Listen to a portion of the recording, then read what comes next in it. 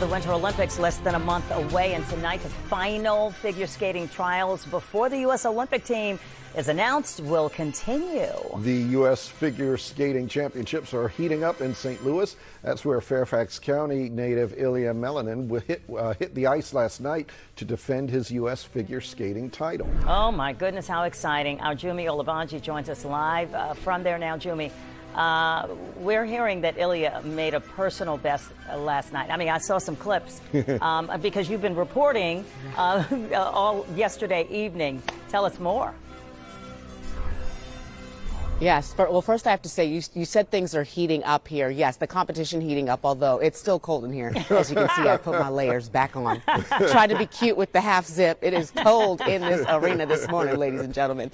But yes, Ilia Malinin, you mentioned personal best, over 115 points last night. Just to put that in perspective, the skater who's now in second place had around 89 points. So Ilia really raising the bar each and every time he hits the ice. I mean, if you were watching last night, you see, here's some of that video. He just skated phenomenally. We saw his quad jumps. Of course, he's known for that, his signature quad god nickname. We know that. But, you know, he's just really taking it to a new level each and every time he skates. He spoke to the media shortly after he took to the ice last night, talking about, you know, what he wants with each and every performance and how he plans to bring that to Milan if he's selected for that Olympic team. It's part of my own creative process, I think, and a lot of it comes from my love of gymnastics, my love of like acrobatics. So I think that's where I get all of these moves from, and it really pushes me to push the envelope in skating, not only just in a performance aspect, but also give it even more athleticism other than all the jumps, all the spins, and all of the hard things in the program already. So it gives me a lot of fun, but at the same time, I feel like it's very useful for the sport to bring in something new so everyone has something unique to watch. Yeah, he talked about some of that acrobatics, and we saw that last night. He did one of those backflips on skates on the ice right behind me. So that was the short program.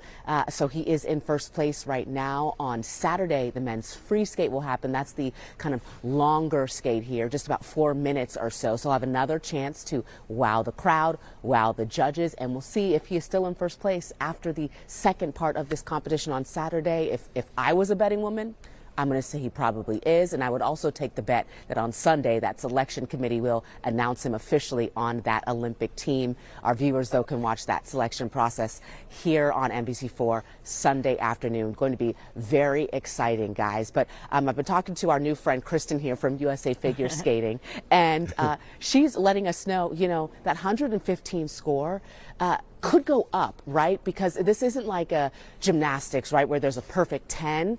With figure skating, if you raise your bar and you execute that bar, your score can only go up and up and up. So there's really no bar with what Ilia can do. And we could see his score, his overall score, go up as we get closer to Milan. We'll just have to see. But if he decides to add more difficulty into his program, that score could go up. So really interesting here to continue to watch how he wows all of us each and every time he hits the ice. I know, and you've been talking to him, Jummy. He just seems so relaxed.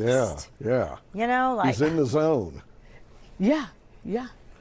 He's in the zone, cool, confident. But, you know, some of that might come, though, Tony and Millette. If you remember 4 years ago at the same event before the Beijing Olympics, he had the second highest overall score at the time. He was just 17, and he was not selected for that Olympic team to go to Beijing. So he's had the last 4 years to up his ante and get in a place where he feels comfortable and confident that he can show the world what he can do. And he has not lost an event since November 2023. Wow. So sometimes when you're not picked for something, it gives you the motivation to say, you know what?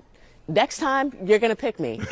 And that's what he's showing everybody. I will not be denied. Will not be denied. All right. I will not be denied a second time. That's right. That's right. Thank you for the perspective. Yes, that's great. That's good. Jummy is reporting live from St. Louis. All right. And Jummy, we'll talk to you again in just a few minutes. Thank you so much. Just a reminder, NBC4 is your passport to Milan Cortina.